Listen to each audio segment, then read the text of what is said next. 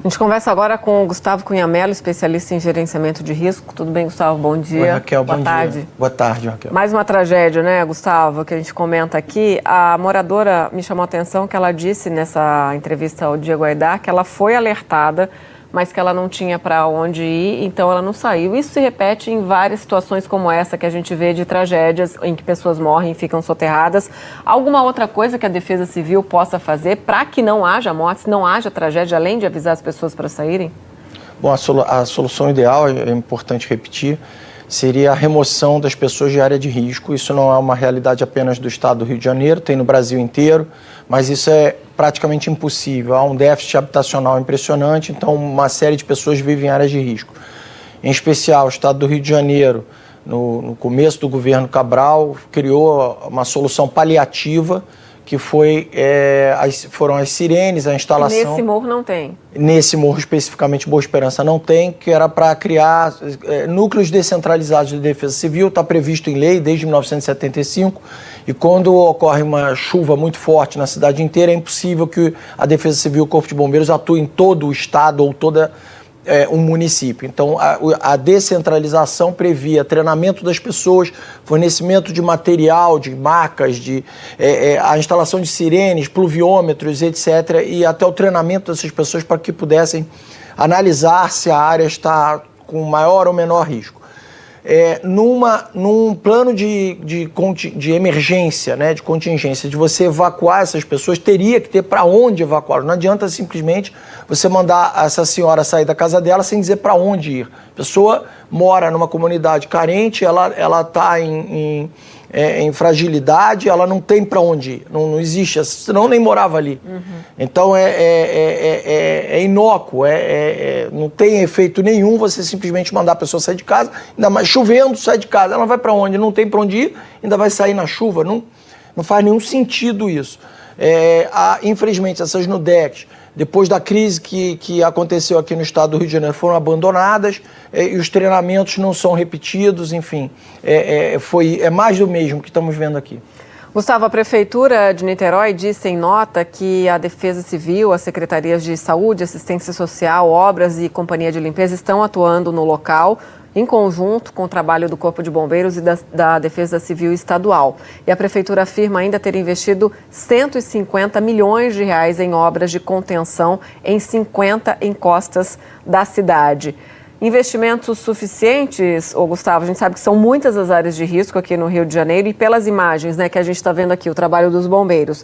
Existe mais risco ainda de outras casas desabarem? Quer dizer, o solo molhado por esses dias todos ainda pode estar instável e causar mais deslizamentos? Depois da tragédia de 2011 da região serrana, diversas faculdades, centros de pesquisa aqui no Rio, posso citar a PUC, a FGV, a COP do FRJ, diversos colegas meus fizeram um mapeamento de todas as áreas de risco da cidade, quer dizer, são conhecidas. 150 milhões para o município de Niterói é muito abaixo da demanda, da necessidade que existe ali. Essa rocha que deslizou, ela deveria ter sido dinamitada, isolada a área, dinamitada há bastante tempo, uma vez que é óbvio que ela poderia deslizar sobre como aconteceu agora. Então, e não é só no município de Niterói, tem uma série de outras obras que temos necessidade de serem feitas e não há recursos, o Estado mal paga a Defesa Civil, tem uma série de problemas administrativos aqui no estado do Rio, então você imagina como é que devem estar as obras. Deveria ter também apoio das prefeituras. Infelizmente, tem o topo dessa cadeia de dominós, tem até a própria sociedade. A gente tem que entender que as comunidades não podem crescer, que tem que ter uma política de fiscalização para que elas não ampliem o problema de áreas de risco e infelizmente, a sociedade, quando o poder público raras vezes fiscaliza, raras vezes faz isso, até porque é impopular, vai lá e remove algumas pessoas, a sociedade vai lá e é contra, quer dizer, então isso a gente está enxugando gelo, infelizmente. Bom, Gustavo, a gente sabe que algumas pessoas foram resgatadas e em meio ao resgate dessas vítimas, um grupo chamado Anjos da Rua, que atua em Niterói, também participa com o apoio da população. Vamos ver. Esse momento é muito difícil, eles estão precisando muito de ajuda. Nós trouxemos água, porque assim, a medida emergencial que foi pedido para a gente foi a água para as pessoas que estão resgatando, né? Ainda tem muita gente para ser resgatada e nós agora estamos deslocando para o Portugal Neves, onde as famílias vão ser atendidas. Então toda ajuda nesse momento é muito bem-vinda. É necessário que Niterói se mobilize em torno das ajudas. E no meio da tragédia, a cena de um morador resgatado pelos bombeiros reforça a esperança de encontrar pessoas vivas nos escombros. Às 10h44, os bombeiros passaram com um homem resgatado numa maca. O repórter Diego Aidar acompanhou. Quando a gente ouve os aplausos é porque mais uma pessoa foi encontrada com vida. Está vindo agora na maca com os bombeiros e a Defesa Civil. É um homem, a gente vê que ele está consciente, está com o corpo imobilizado, teve vários ferimentos pelo corpo, perna direita ali está bem imobilizada, deve estar mais ferida, está entrando na ambulância do SAMU nesse momento. Tem até alguns parentes ali perto, emocionados, mais uma pessoa resgatada com vida.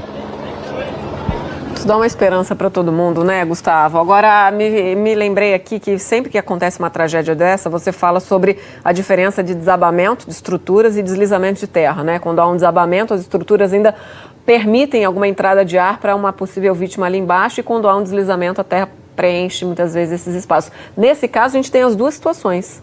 Um deslizamento e um desabamento. E uma terra encharcada, que há vários dias chove aqui no Rio de Janeiro, quer dizer, não é fácil encontrar sobreviventes nessas situações, mas a esperança existe, quer dizer, por algum acaso totalmente aleatório, a pessoa conseguir ficar ali num bolsão de ar, embaixo de peças maiores que não tenham ficado, que tenham salvo essa pessoa dentro de algum espaço ali dentro e que a Defesa Civil consiga alcançar. O resgate não é fácil porque você não pode trabalhar com máquinas, quer dizer, você vê as pessoas nas imagens com baldes, com pequenas, com pás e tal, removendo de pouquinho em pouquinho as terras, até porque se você colocasse máquina nessa situação, você poderia machucar as vítimas que ali você está tentando salvar. Então, é um resgate demorado, lento, é trabalho de formiguinha mesmo, e as pessoas estão colaborando, a sociedade brasileira tem muito disso, né? A gente